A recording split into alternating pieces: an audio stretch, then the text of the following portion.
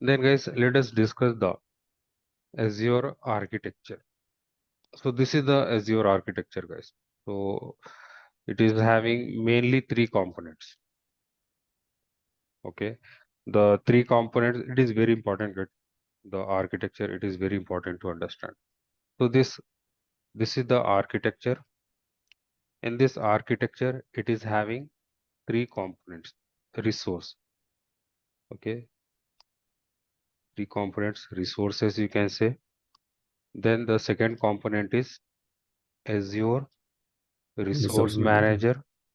Then we are having different tools, portals. portals.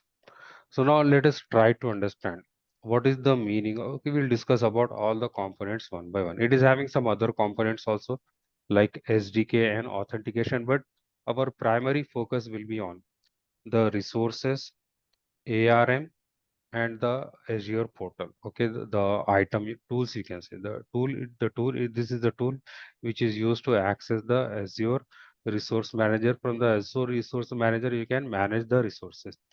So let us discuss about these three components one by one. So what is the meaning of resource? So guys, anything you manage in Azure, it is known as resource. Like Azure account. Use Azure account is also a resource. What the account we have just seen, this is the resource. Virtual machine, it is also known as resource. Storage, app, SQL database, Active Directory, virtual network, load balancer, whatever you can manage in Azure, it is referred to as resource. Clear, Resources. everyone? Yes. What is the meaning of resource here? Whatever we manage. We manage. Okay, the best example is virtual machine, storage, SQL database. Okay, these are the common terminologies. Okay, we are aware of these things. So these things are referred to as resource in Azure. Now the question is how to manage the resources. We are having the resources.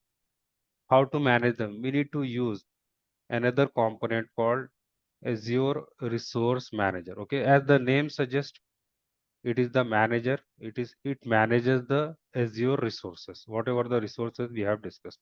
So we need the ARM or Azure Resource Manager. So ARM or Azure Resource Manager, it is an service used to manage the resources. All right.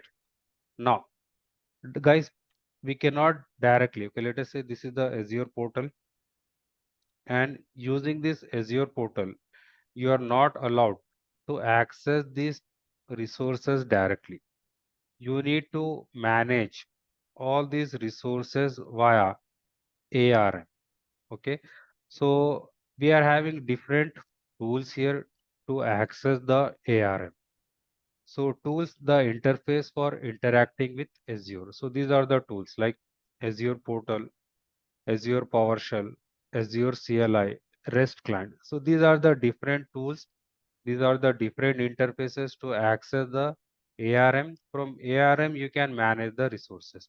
So we are having different tools like Azure portal. So this is the web-based graphical interface. So guys, the portal is known as Azure portal. Okay, this is the portal. Okay, through this portal, we access the ARM. Let us say this is the ARM. So we can, if you see, if you go to the home page and if you go to the virtual machine, okay, how we are able to access this virtual machine via ARM. Okay, so it is the Azure portal. It is the graphical ARM, you can say. Okay, so Azure portal, it is a web-based graphical interface and it is user friendly for creating and managing the resources. Then we are having Azure PowerShell. So it is the command line interface for automation and scripting, powerful for managing the resources from command line. Then we are having Azure CLI. So via Azure CLI also we can manage the resources. So it is a cloud cross-platform command line tool for Azure management. It works on Windows, Mac, and Linux operating system. Then we are having REST client. Using the REST client also we can manage the resources. So what is this REST client? It interacts with Azure Resource Manager programmatically. using REST API. So it will use the REST API to access the ARM, to communicate with the ARM. So guys, what is the meaning of API here? API, it is used. Okay, let us say you are having two different applications, two different software. If you want to make them communicate, then we need the API, application programming interface. What this API will do, it will make two different softwares communicate. All right, so REST API, REST client, it will use the API for the communication. Okay, it will use the REST APIs to communicate with ARM. Okay, so we will use mostly Azure portal Yeah, here. portal.